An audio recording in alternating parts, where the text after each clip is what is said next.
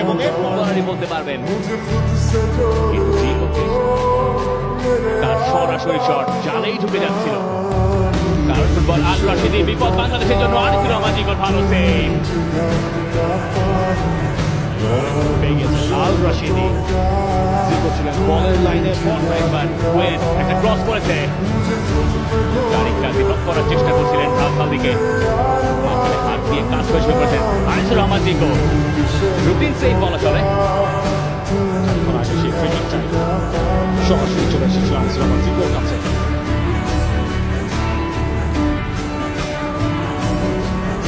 এখন কিন্তু সুযোগ, সরাসরি শট আনিসুর রহমান জিকো, তিনি ব্লক করেছেন। লাস্ট সুযোগটা কুয়াতে আল রাশিদি তিনি ছিলেন, তার শট এবার কিন্তু একটু বিপদের কারণ হতে পারে বাংলাদেশ। আনিসুর রহমান জিকো তিনি বের হয়েছেন এবং সেখানে দুজন যে ডিফেন্ডার ছিলেন তাদের উপরে স্পেশালি ইসাক মোসাদ লেফট ফ্ল্যাঙ্কে। এবার কিন্তু আব্দুল্লাহ, তার কাছে সুযোগ আছে, আব্দুল্লাহ শটটা নেবেন, আনিসুর রহমান জিকো তিনি বাঁচিয়ে দিয়েছেন। তবে কুয়েত সেই কাজটা অনায়াসেই করে যাচ্ছে। আল খালদি, তারিক কাজী বেশ ভালো করেছেন। আরও এক আসলে সেই বল থেকে কন্ট্রোলের বাইরে নিয়ে গেছে। ওভারবল হেড করে ক্লিয়ার করেছেন আব্দুল্লাহ। আনিসুর রহমান জিকো এগিয়ে এসছেন।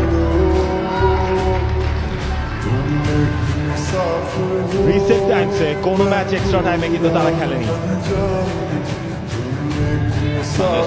ব্যস্ত জিকোর কাছে সরাসরি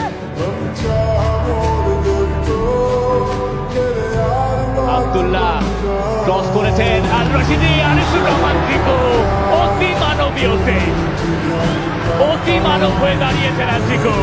এখনো কিন্তু বিপদ মুক্ত হয়নি আল রাশিদি এবং আরো একবার আনিসুর রহমান জিকো।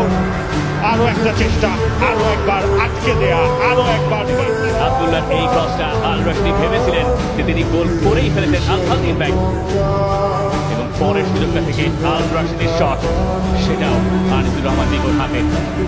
ব্যাক দিয়ে সেখানে আল রাশিদ তিনি উঠে যাচ্ছিলেন। এখনো কিন্তু সুযোগ রয়েছে, তবে আনিসুর রহমান জিকো যেখানে আছেন